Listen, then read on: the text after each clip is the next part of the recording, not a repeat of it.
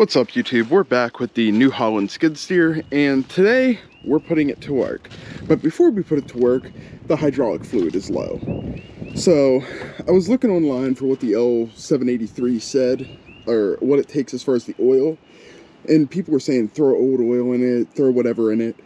And the one thing that I got kind of from a couple different sites was going to Tractor Supply and getting the yellow tub of hydraulic fluid. So by all means, leave a comment below if you feel like I'm using the wrong stuff, but it says older tractors and hydraulic equipment. So we're going to go with it. Now, last video we replaced or repacked the cylinder, and as a result, we have pretty much no, and by pretty much I mean absolutely no hydraulic fluid on our dipstick. So I got 15 gallons of hydraulic fluid at about $60 for every 5 gallons, and I'm really hoping we don't need that many. So we are going to go ahead and put a funnel down in there and try to fill it up. When I looked online, general consensus seemed to be we filled through that same port, so that's what I'm going to go ahead and do. If somebody could please tell me what these little contraptions are on either side. I assume that's something I should be servicing, but I have no idea what it is. Anyways, they had make a pump for this. It was $45 for like the little hand pump that can do a gallon a minute. I believe it was a gallon a minute. I bought it in case I needed it, but looking at this setup, I just have my long neck funnel in there, and then I have a slightly wider funnel on top to catch this a little easier. I think we're going to do fine with that. So let's see.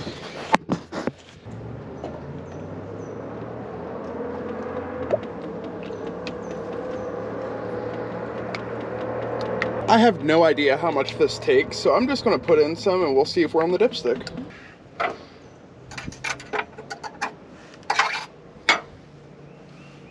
Nothing on the dipstick yet. Let's keep going. We are still not on the dipstick. That's 5 gallons down. 5 gallons and $60.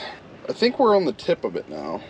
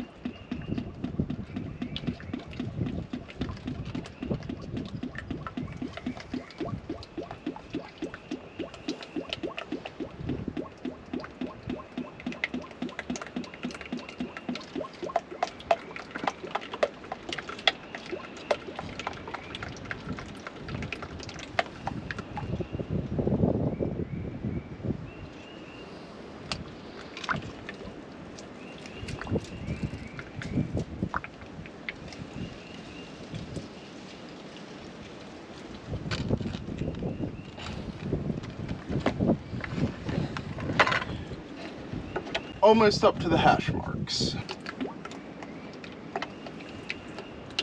I think that's a hair above the top of our hash marks, which should be good. Yep, so we're filled up. We are filled up right to here, so just above the hash marks now. Which means we have about 6 or 7 gallons left over from this that when we go through and we change the filters, we'll have to do a total drain of this, so that $90 I just put in here will be for naught. But this is going to let us stress test all the hoses, and if we have a hose bust, I'd rather do that before we replace the hydraulic filters, since I don't want to worry about anything in there. Once we run this a little bit, we know that the hydraulic hoses are good, nothing else is leaking majorly, we'll go ahead and do all the filters on this. We'll go ahead and start her up, make sure we have full range. I couldn't get this bucket to fold up when I parked it here at the end of the last video, probably because it was so darn low. Put the key in the on position, come over here and hand prime it. Do this a bunch of times until we have some pressure here, and then she should start right up for us.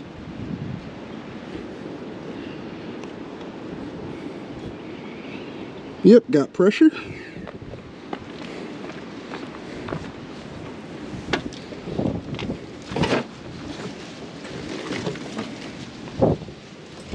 On.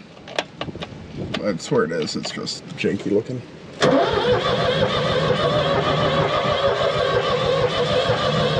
on.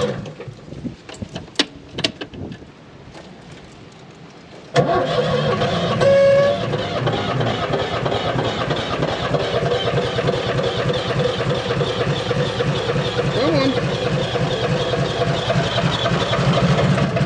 There we go. Still a little hard to start, but not bad.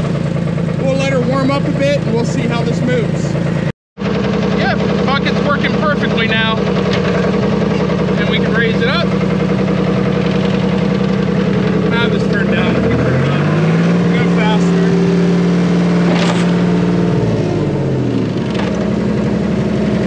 Yep. We're looking good. I'm gonna go try her out a little bit.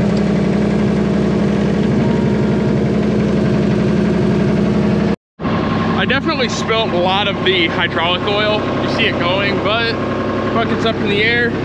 It carried all this and actually buckled my fence more than I meant to, but you know what? As long as my dogs can't get out, I'm okay with that. Actually, I brought that the other day. This is what I brought today, but we'll be okay. Ran the skid steer for a bit and actually got a lot of this dug out. I'm trying to kind of level this area out and take the dirt up to the top side to put up there.